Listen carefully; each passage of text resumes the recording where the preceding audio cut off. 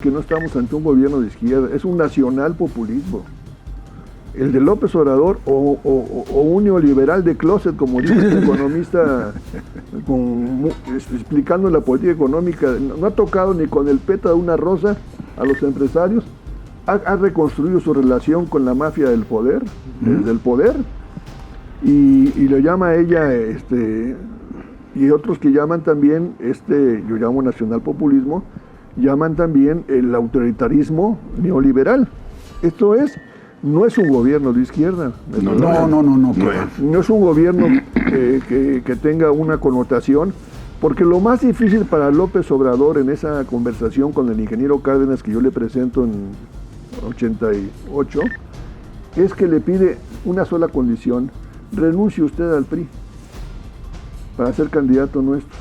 Tardó algunas semanas en hacerlo. Pero lo curioso es que yo llego a la conclusión con el tiempo que nunca había dejado de ser miembro del PRI, de ese PRI de los 70. Volviendo al texto de mi libro, ya hemos explicado esta actitud que es reiterada. La tentación autoritaria, el estilo autoritario es una manifestación que trasciende en varios personajes, ¿no?, de la vida política, y en este caso estamos viendo a un presidente que se niega a reconocer lo que está ocurriendo en el país, y que la expresión misma de que me canso ganso es la más dura y más clara actitud de autoritarismo, ¿no? Como un jefe de Estado se plantea que lo que él quiera hacer se va a hacer porque así lo decidió él. Me canso ganso. Entonces, a ver, estamos sin duda... Pero quiero volver al libro para explicar algo que es interesante, porque tú me preguntas por qué la regresión si no estamos viviendo una situación ya de esas características. Lo que yo trato de explicar es el papel de la izquierda, porque en ese momento, después de los años 60, 70, éramos perseguidos, no teníamos derecho a la legalidad. Los únicos opositores reconocidos era el Partido Acción Nacional, que nace en 1939, y inspirado en un gran demócrata liberal, que es Gómez Morín, que es parte de toda esta playa de intelectuales de la Revolución Mexicana, no es ajeno a la Revolución Mexicana, Gómez Morín, y toda esta lucha por la legalidad, porque no queríamos ser guerrilleros, sino tener el derecho que teníamos en la Constitución a participar libre y abiertamente, nos llevó al encuentro con un político extraordinario que fue Jesús Reyes Heroles, quien convocó a la primera reforma política cuando se desnudó el rey. ¿Cuándo se desnudó el rey? López Portillo. No tuvo opositor. Fue único. Solo fue candidato único. Y duraban 6 meses las campañas. Y Acción Nacional, decidió no participar por primera vez en una elección presidencial, ¿te acuerdas?, en la historia, y esto nos puso de manifiesto que ya el sistema político, el régimen político se había terminado. En ese momento, Reyes Heroles nos invita con una frase extraordinaria que no olvido y que cito en el libro, cuando dialogamos con él, es de que hay presentes que son pasado y hay presentes que son futuro. Escojan. Pues vamos al presente que es futuro, ¿no? Vamos al presente de ir a una reforma, y se agregó después lo de la amnistía también a los presos políticos de ese momento, que eran muchos, desaparecidos otros muchos, tantos más por la famosa Brigada Blanca. Pero recuérdale a la gente que parte de esa reforma de la LOPE era para darle participación a las minorías democráticas. Claro, te estoy diciendo exactamente, vimos al futuro democrático. Exacto. Y vimos la apertura, el registro del Partido Comunista, que todavía teníamos los estertores de la Guerra Fría. No era fácil que en un país vecino de Estados Unidos registrara al Partido Comunista como se fue registrado con una decisión, con el nombre de Partido Socialista Unificado de México ya en aquel momento, y se registra el PST, más tarde Berto Castillo, PMT, los trotskistas del PRT que lanzan a Rosario Ibarra de Piedra como candidata presidencial. En fin, se fueron abriendo las puertas de la participación política y civilizamos la lucha política, ¿no? Decía Reyes Heroles en una expresión coloquial: prefiero que aquí se agarren a discutir que se estén echando de golpes y balazos en las calles Claro. Queremos que estén aquí en la legalidad, tienen derecho a ello.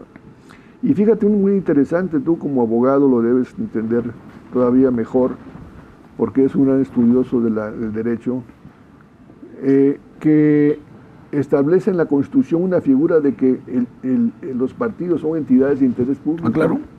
Y eso Artículo 41. te habla de un sistema de partidos que está planteado inexistente en México. Después de esto, viene, como todo régimen político, el asesinato o el magnicidio, como se quiera llamar, sigue todavía debatiéndose, pero evidentemente es una conspiración de las propias filas del gobierno de Salinas, de la muerte de Colosio. Sí. Cómo ejecutan a Colosio, muere el cardenal Posadas antes en Guadalajara en una confusión. ¿Cómo no? En el aeropuerto. Con el aeropuerto, con el Chapo, famoso Chapo, hoy tan querido y estimado. Tan respetado. Porque dices tú que la madre buscadora no se recibida, pero sí saludó a la madre del Chapo, ¿no? No, sí. Esa sí fue a verla. No solamente recibirla, sino fue a verla. ¿Sí la fue a ver? Por cierto.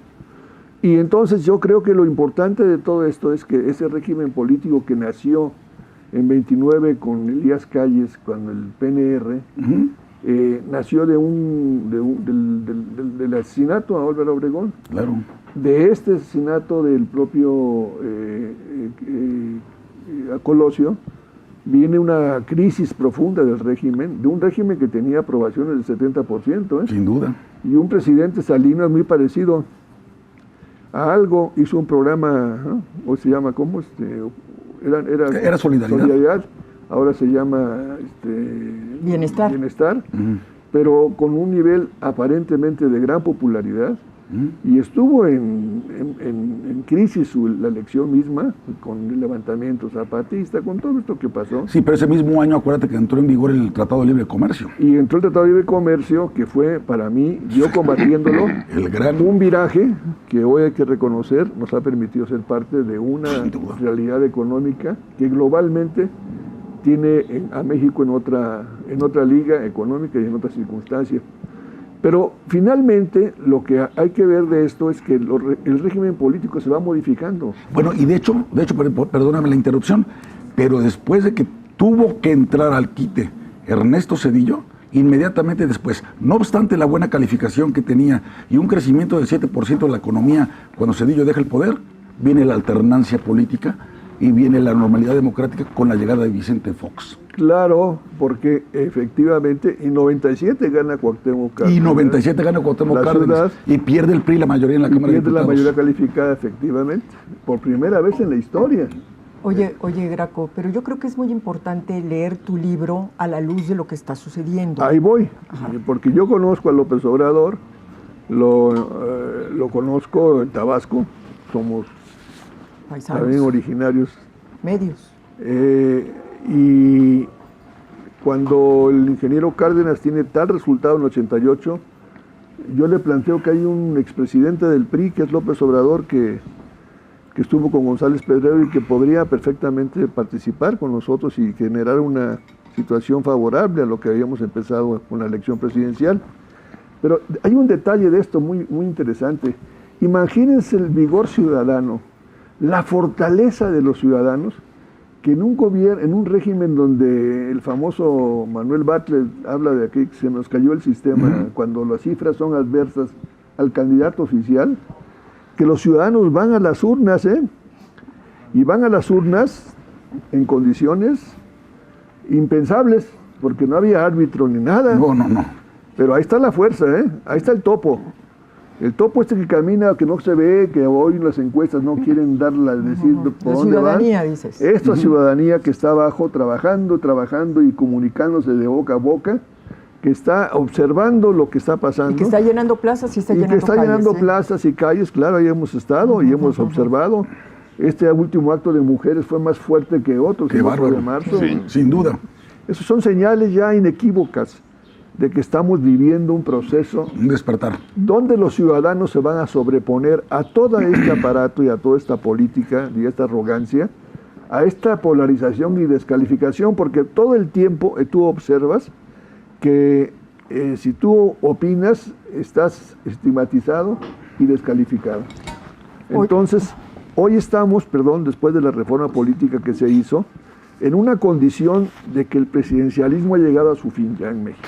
A ver, Graco, tú bien mencionas el caso del 68. Esta izquierda, entre comillas, que supuestamente representa el movimiento del presidente López Obrador, con mucha frecuencia se monta en el 68 para tener un pretexto para descalificar al pasado. ¿Tú considerarías que en este momento México está peor, el autoritarismo que hoy está viviendo México es peor que el que vivió en la época de Díaz Ordaz? Mira, el autoritarismo es autoritarismo y se disfraza de muchas cosas. Yo en el libro defino que no estamos ante un gobierno de izquierda, es un nacional populismo. El de López Obrador o un neoliberal de closet, como dice el economista, explicando la política económica, no ha tocado ni con el pétalo de una rosa a los empresarios, ha reconstruido su relación con la mafia del poder, desde el poder, y lo llama ella, y otros que llaman también, yo llamo nacional populismo, llaman también el autoritarismo neoliberal.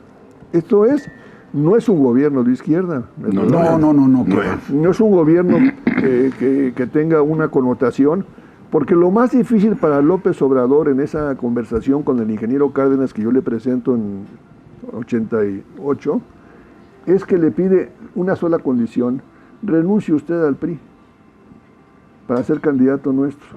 Tardó algunas semanas en hacerlo, pero lo curioso es que yo llego a la conclusión con el tiempo que nunca había dejado de ser miembro del PRI, de ese PRI de los 70. Andrés. Claro, López Obrador tiene una actitud de utopía del pasado, le gusta mucho también. Y tú puedes verlo hoy, ¿qué ha pasado con Pemex? Es lo mismo. Bueno, pero ¿viste las loas a Pemex ayer? Perdón, no, pero lo han quebrado, es un barril sin fondo, y sobre todo es aquella imagen de López Portillo, perdóname. Claro. Preparémonos para la abundancia. Tienes razón. Y acabó endeudando al país. Hoy estamos en una deuda histórica. Vamos a llegar al 50% y las finanzas públicas están hechas pinole. Sí. Quien recibe el gobierno próximo va a tener una gran dificultad para mantener todas estas obras faraónicas. Sí, porque no van a tener utilidades las obras. O sea, además, contrario a lo que dice el artículo 73 de la Constitución, no estás adquiriendo deuda para proyectos productivos. Sí, exactamente. Eso es una condición de la Constitución constitucional. Claro. Entonces, 1.9 billones de pesos en 2024. ¿Para qué? Para tirarlos a la basura. Eso no se vale, cabrón. A ver, pero déjame regresar un poco a este tema de si nacionalismo populista o etc. Yo siento, Graco, que al definirlo como nacionalismo populista, un poco estamos minimizando el riesgo que representa este régimen o el proyecto de López Obrador. A ver, sí, efectivamente, el PRI encabezó un régimen autoritario, presidencialista, absolutamente, pero yo creo que nunca vimos, por ejemplo, el ataque a los poderes como se ha dado en este régimen. Específicamente, por ejemplo, al Poder Judicial, claro, específicamente a la Corte, la intención de destruir todos los controles constitucionales, pero además la evidente intención de un presidente que ha venido desde el 1 de diciembre del 2018 pavimentando el camino para o reelegirse el que no le salió o para simple y sencillamente mantener y prolongar un proyecto político que amenaza, en mi opinión, de ser cada vez más radical. Déjame distinguir también una cosa, Beatriz. No estigmatizando, yo no hago por un estigma del PRI, porque ese PRI, hubo un PRI que negoció, un PRI que construyó, un PRI que acordó las reformas, que acordó con el PAN y con el PRD las reformas de crear el IFE, de crear el INE, de hacer un sistema que diera certeza, equidad, legalidad al proceso electoral, que abrió el paso de la transición democrática también en nuestro país. Y López Obrador no podía ser presidente si no es gracias a eso también. Logró que un INE anunciara el resultado electoral sin ningún titubeo, sin ninguna maniobra, sin ninguna duda, Lorenzo Córdoba en este caso, como lo hizo Goldenberg con respecto al propio Vicente Fox, cuando él obtiene ya el triunfo. Y no, Fox no era Goldenberg. Era Goldenberg, Pepe Goldenberg, claro. Pepe Goldenberg fue el primero, luego vino Luis Carlos Ugalde. No, Luis Carlos Ugalde es en el 6. Ah, tiene razón, Luis Carlos Ugalde es 2006. Sí, 2006. Y el 2000 fue Goldenberg. Sí, era Goldenberg. Perdón. Y creo que eso no hay que perderlo de vista, ¿no? Es decir, hay un avance, una que hoy se pretende regresar, que se quiere destruir. Lo avanzado. Y mira, no hay que irnos más lejos. Hay que ver las propuestas legislativas que hizo. Así es. Esos 20 propuestas de las iniciativa. Reformas constitucionales. Que llama él la cuarta... el segundo piso. El segundo piso o la cuarta, lo que llama el segundo piso, es Claudia lo llama así. Sí, el plan C. El plan C, exactamente. El plan C. Esto es el programa de la regresión. Es terminar con la Corte, partidizándola en elecciones a los ministros, esta locura. Basta ver a la señora Batres en la Corte, es de pena ajena. Sí. Es de vergüenza. A ver, Graco, es más que una regresión. Es más que una regresión porque fíjate, tú estás diciendo y lo dices correctamente. El PRI, con todas sus fallas, construyó las más importantes instituciones. Sí. Participó del diálogo y el acuerdo claro, con todos. Y fue un creador de instituciones y de instituciones democráticas. Y siempre estuvo gobernando a partir de una constitución, la del 17, liberal y democrática, que mal o bien terminó respetando. No es ordinario. Este no es el caso. El caso hoy es que se está hablando ya de una nueva constitución, que lo ha dicho el presidente en varias ocasiones, que forma parte ya del proyecto de Sheinbaum, entre cuyos puntos más importantes está que ahora los ministros, jueces y magistrados sean electos por medio de voto popular, simple y sencillamente para que Morena termina imponiéndolos. Claro. Es decir, quieren una constitución como traje a la medida de ellos.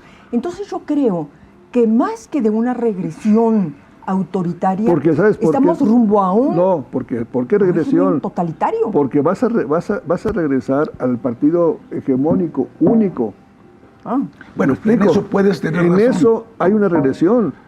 Tú vas a acabar, y el concepto y lo que añora él es que ese partido llegó para quedarse, y quedarse varios sexenios. Sí, varias generaciones. Varias generaciones. Pero lo que dice Beatriz Graco, pues, no, yo sí estoy de acuerdo con ella. ¿Quién creó el Instituto Mexicano de Seguro Social? El Infonavit. ¿Quién creó verdaderamente, quién fortaleció al Congreso de la Unión? ¿Quién hizo esta reforma a la ley de organizaciones y procesos electorales? Y cuando estaba en el apogeo del gobierno y del poder, el PRI, todos los gobernadores eran priistas, todo el Congreso era priista y tal, y el PRI, lejos de servirse con la cuchara grande para decir, y aquí nos perpetuamos y no le movemos una coma a la situación, tú has descrito muy bien a don Jesús Reyes Heroles. Ellos fueron los que abrieron las puertas a que hubiera una presencia de los plurinominales. Por eso no se vayan con la finta de que sí, que chingan sobre los plurinominales. No, porque es la expresión de las minorías en la democracia. Claro. Entonces, yo sí estoy de acuerdo con Beatriz. Más que una regresión, es un vuelco hacia un autoritarismo tipo Venezuela. ¿Ves? Sí, claro, puede ser eso. De ese tamaño. Ve nomás en Venezuela que le niegan ahorita la participación a la candidata opositora bajo cualquier pretexto, en un tribunal a modo que justifica que la señora Corina Machado, ¿no? A Corina, ¿no? Corina Machado. Mira, fíjate una cosa, y tú debes de saber muy bien de esto, Graco, porque pues además de haber sido un muy buen gobernador de Morelos, Morelos es un estado fronterizo con Guerrero. Sí. Fíjate lo que ocurría en los regímenes del PRI y que hoy no sucede.